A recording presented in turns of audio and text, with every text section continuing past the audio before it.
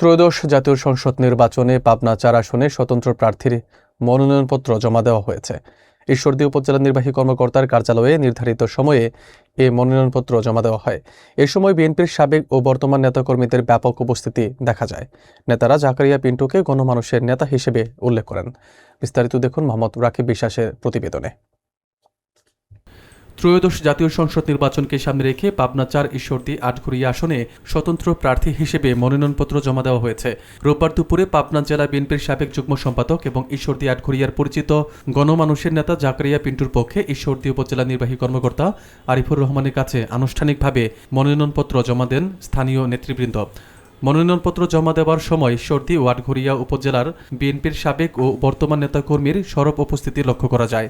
উপস্থিতিদের মধ্যে ছিলেন উপজেলা বিএনপির সাবেক সভাপতি বীর মুক্তিযোদ্ধা শামসুদ্দিন আহমেদ মালিথা, আটঘরিয়া উপজেলা বিএনপির সাবেক সদস্য সচিব ও মাছপাড়া ইউনিয়ন পরিষদের একাধিকবার নির্বাচিত চেয়ারম্যান ফারুক আহমেদ খান, পৌর বিএনপির প্রস্তাবিত কমিটির আহ্বায়ক এস.এম. ফজলুর রহমান, ঈশ্বরদী পৌরসভার সাবেক কাউন্সিলর ও প্যানেল মেয়র আনোয়ার হোসেন জনি এবং সারা ইউনিয়ন বিএনপির সাবেক সভাপতি আক্কাস আলী খান।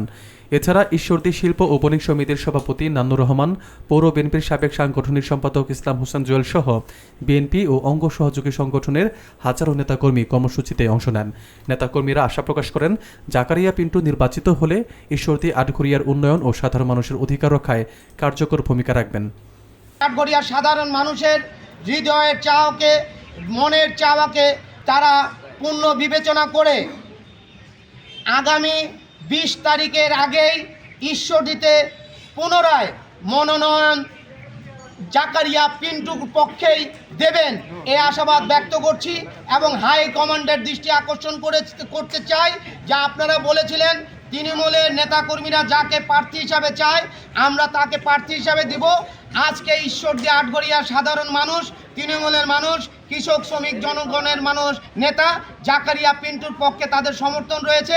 আজকে তারা তাদের এখানে উপস্থিতির মধ্যে দিয়ে সেটা প্রমাণ করেছে। কিন্তু যেহেতু নির্দেশনা রয়েছে যে ৫ জনের বেশি এখানে আসা যাবে না, ৫ জনের বেশি মনোনয়নপত্র দাখিলের সময় আসা যাবে না, এই জন্য আমরা মা বোনদেরকে বাইরে রেখে আমরা মনোনয়নপত্র দাখিল করলাম। এবং দলের ত্যাগী এবং দলের নেতাকর্মীদের যার প্রতি আস্থা রয়েছে, জনগণের যার প্রতি আস্থা রয়েছে, সেই সমস্ত ব্যক্তিদেরই আগামী দিনে মূল্যায়ন করা হবে, মনোনয়ন দেওয়া হবে। সেই ক্ষেত্রে আজকে জনগণের ওই বক্তব্যটাই বারবার তারা উপস্থাপন করছে যে সেই দিক থেকে জাকারিয়া পিন্টু ঈশ্বরদী আটঘরিয়ার সর্বশীর্ষ অবস্থান করছে এবং দলের হাইকমান্ড এই বিষয়টা আবার পুনর্বিবেচনা করুক, এইটা আশা রেখেই আমরা আজকে জনগণের চাপে আমরা জাকারিয়া পিন্টু পক্ষ থেকে আমরা